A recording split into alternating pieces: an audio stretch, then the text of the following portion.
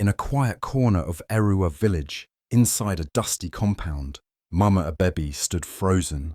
Her eyes were wide with shock as she watched her 14-year-old stepson, Tunde, tip a bucket of dirty water onto the only food she had managed to cook that day.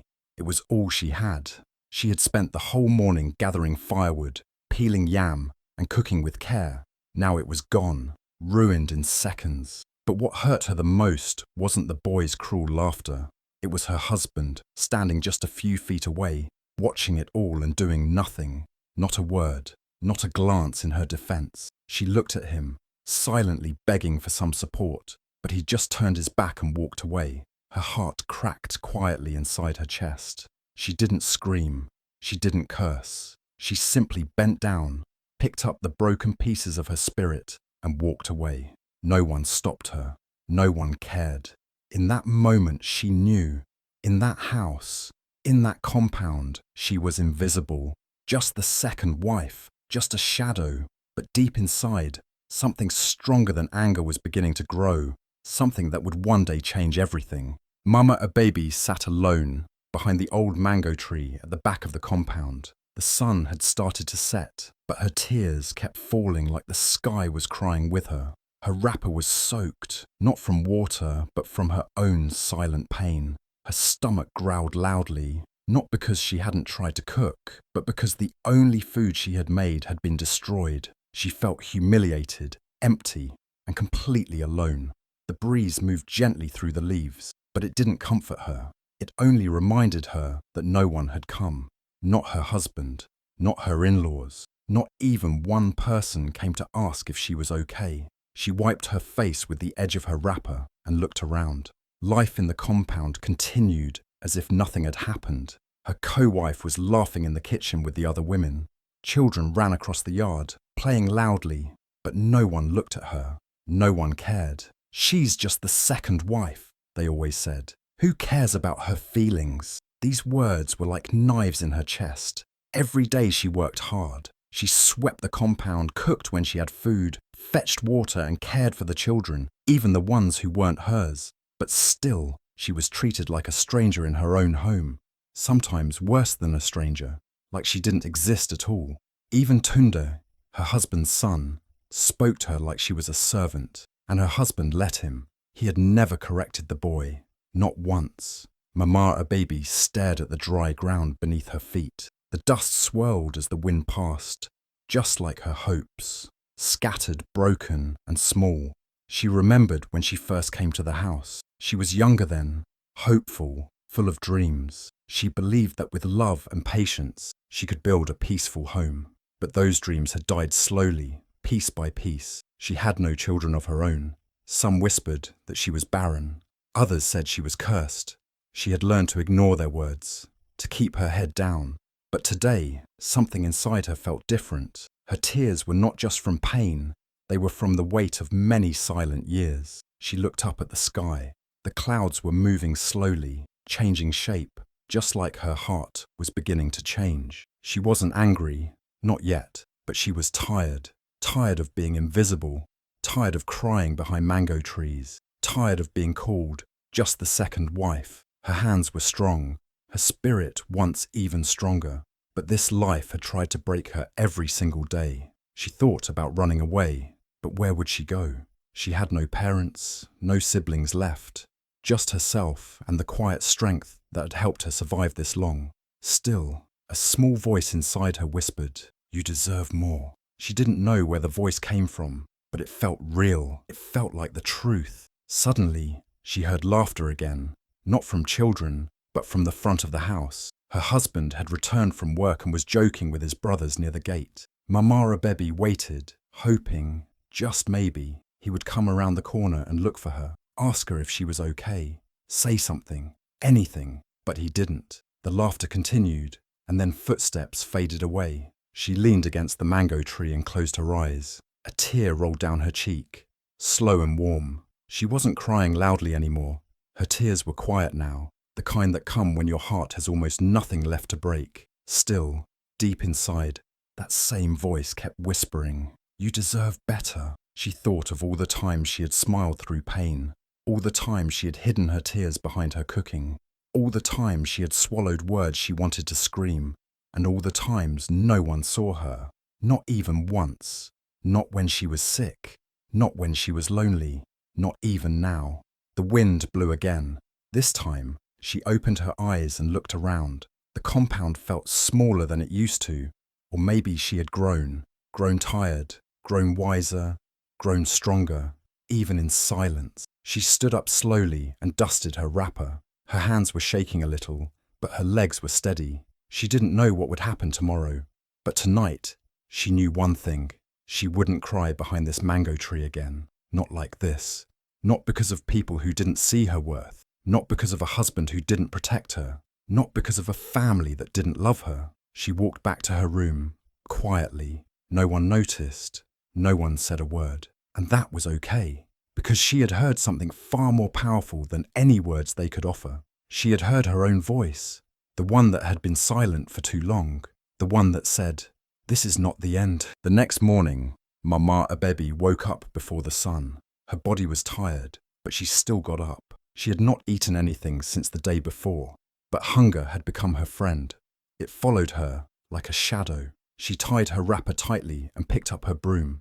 The compound was quiet. Only the sound of birds filled the air. She started sweeping, one corner at a time, like she always did. Dust rose with each stroke, but she didn't stop. She didn't have the strength to think, only to move. Her hands worked, but her heart felt heavy. The pain from yesterday still sat quietly in her chest.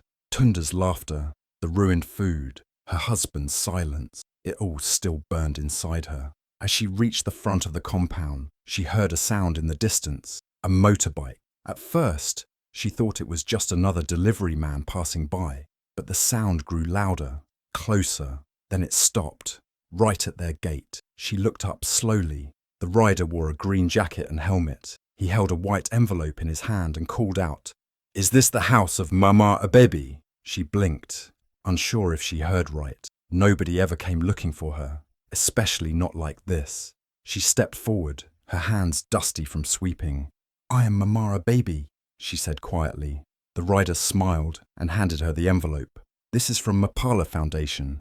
You've got mail." He rode away quickly, but Mama Abebi just stood there staring at the envelope. Her name was written clearly on the front. Her hands started to shake as she opened it slowly. She had never received a letter before, not one just for her. She pulled out the paper inside and unfolded it with care. The words at the top were bold, and they almost didn't feel real. "Congratulations! You have been selected as the new director of Mapala Girls Academy." Her breath caught in her throat. She read it again and again. Her eyes widened. Her lips trembled. Was this real?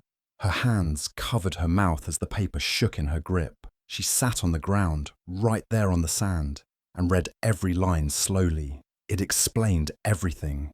Mapala Foundation had been watching her community work. The few times she had volunteered to teach girls how to read. How she had once organised a small gathering for village mothers. How her name had been quietly passed along by someone who believed in her. Somehow, without her even knowing it, her kindness had reached people she had never met. Mama Abebi began to cry, but not like before. These were not tears of sadness. They were warm tears of surprise, of joy, of relief. For once in her life, someone had seen her. Someone had noticed, and not just noticed, but chosen her. Her, the second wife, the one people laughed at, the one children mocked, the one her husband ignored. She stood up slowly, letter in hand. Her legs felt weak, but her spirit was rising. She walked back inside the house with the letter pressed to her chest.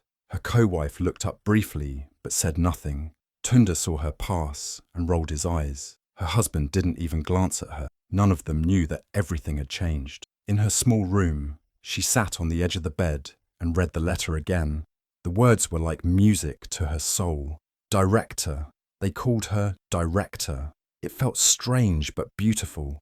She had no fancy clothes, no money, not even a phone. But now she had a future, a real one. A future that had come searching for her when she had almost stopped believing in anything at all. She remembered the mango tree, the tears, the silence. And now, this letter. It felt like a dream, but it was real. The foundation had included a phone number and a note that someone would come in 2 days to take her to the city.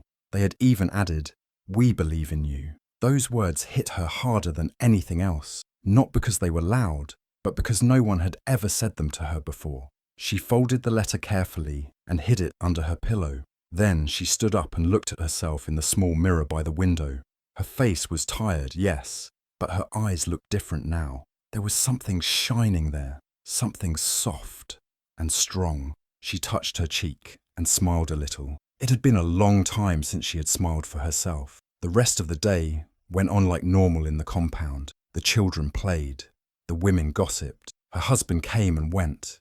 But Mama Abebi said very little. She just watched. She listened. And deep inside, she waited. Not with fear, but with quiet strength. Because she knew something no one else knew yet. She was no longer just the second wife. She was no longer invisible. She had been chosen. Her journey was about to begin. And in 2 days, when the motorbike or car or whatever came to take her to the city, she would be ready. She would pack her wrapper, her hope, and her dreams. And she would leave behind the dust, the pain, and the silence. The world had finally called her name. And this time, she would answer it, with her head held high. Later that week, the sun was bright and the air fresh as Mama Abebi stepped out of the car that brought her from the city. She stood still for a moment, staring at the building in front of her, Mapala Girls' Academy. Her hands were shaking slightly, but her heart was calm. She was dressed in a blue suit, one that the foundation had given her. It fit her perfectly. Her shoes were not like the old sandals she wore in the compound. These were shiny heels, and they clicked gently on the tiled floor as she walked. Her scarf was neatly tied, and her back was straight. She had never looked like this before, and she had never felt like this before either. Strong, seen, respected. As she walked through the school gates, students whispered to one another. Teachers looked up from their files. The security man stood taller and greeted her with a deep voice. "Good morning, madam." She nodded gently, her expression calm but focused. She held her bag close to her side and walked straight to the main hall. Inside, students were already seated for the welcome assembly. The hall was large, with white walls and rows of wooden chairs. The students wore bright blue and white uniforms, and they looked fresh and ready to learn. Mama Abebi stood at the back for a moment, watching them, smiling slightly. This was her new beginning. This was the future she never thought she would have. A few teachers noticed her and walked over to greet her. "Welcome, Madam Director," they said with warm smiles. She thanked them softly, then walked to the front, where a seat had been kept just for her. As she moved toward the front of the hall, something caught her eye. She stopped, her eyes slowly focused on one of the students in the second row. He sat still, staring at her with wide eyes. His mouth was slightly open. His hands held his notebook tightly. It was Tunde, her husband's son, the same boy who had laughed as he poured dirty water on her food, the same boy who had insulted her, who had watched her cry behind the mango tree. Now he was wearing the school's uniform, sitting among other students and staring at her, frozen in shock. He did not blink. He did not move. The expression on his face was one of disbelief, fear, and surprise. Mama Abebi did not stop. She did not smile. She walked right past him, her heels clicking softly with each step. She did not say a word. She simply reached the front of the hall, turned around, and stood tall. A teacher cleared his throat and said into the microphone, "Everyone, please stand. Let us welcome our new director." Every child in that room stood up quickly. Chairs scraped against the floor. Voices rose in unison. "Good morning, Madam Director." Mama Abebi looked at them all. Rows and rows of bright young faces. Her eyes paused again at Tunde, who was now standing like the rest, his voice barely above a whisper. "Good morning, Madam Director," he said, his head slightly bowed, not with respect, but confusion and fear. She nodded gently, her face calm. She didn't say anything yet. She just looked at them, let the silence settle, and in that silence she held her power. Her silence was louder than any speech. It spoke of dignity. It spoke of strength. It spoke of a woman who had been through fire and had come out shining. After the assembly, she was shown around the school. Classrooms, offices, the staff room, the library, everyone greeted her with respect. Every door opened for her. She was now the head, the one who made decisions, the one people listened to. But in her heart, she stayed humble. She remembered her journey with every step.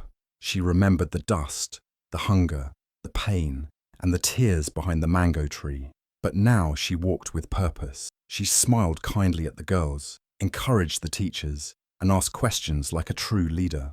Later that day, she sat in her new office, a clean room with a wooden desk, 2 chairs, and a window that let in sunlight. On the wall behind her was a sign, "Empower a girl, build a nation." She touched it gently, smiling. A knock came at the door. A staff member entered and said, "There's a parent outside. He wants to speak to you. Says it's urgent." She looked up. "What's his name?" "Mr. Adebayo," the staff member replied. Her heart did not jump. Her hands did not shake. She simply said, "Tell him to wait. I'll be with him shortly." She turned back to her papers, calm and focused. She was no longer the woman who cried in the backyard. She was no longer the one who was ignored.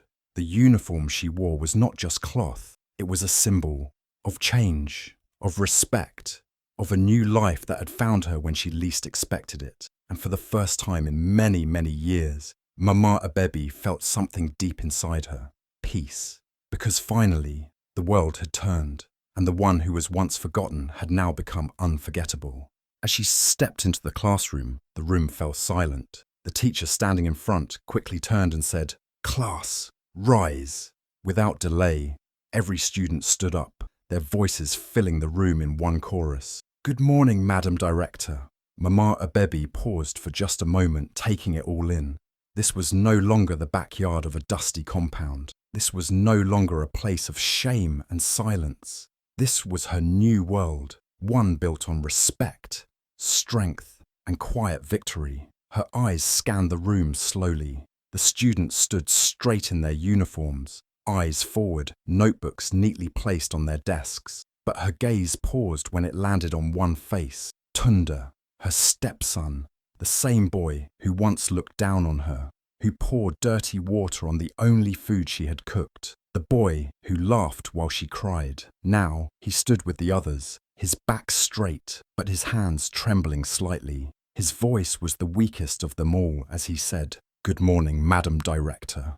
His eyes met hers for a second and quickly looked away. He could not hold her gaze, but Mama Abebi didn't flinch. She didn't smile. She didn't speak. She just nodded once, gently, and continued walking between the rows of students. Her heels tapped softly against the tiled floor, her face calm, her presence strong. There was no anger in her eyes, no revenge in her heart, only quiet power. She didn't need to say a single word to be heard. Her silence was louder than a scream.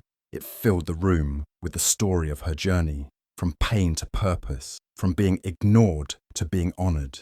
Every child in that room could feel it. They had heard whispers about her story. Some knew her from the village. Others had just heard about the woman who rose from the dust and became a director. But now, seeing her walk past them, proud, confident, graceful, they all felt something shift in the room. Respect. Deep, unshakable respect. She reached the front of the class and turned to face them. Her eyes moved from one student to another. Then she said, in a calm and clear voice, "You may sit." The children obeyed immediately, their chairs scraping softly as they returned to their seats. Tunda sat too, but slower than the rest. He looked at her again, confused, almost afraid, but also full of questions. How had she become this? How had she gone from the woman everyone ignored to this powerful figure standing before him?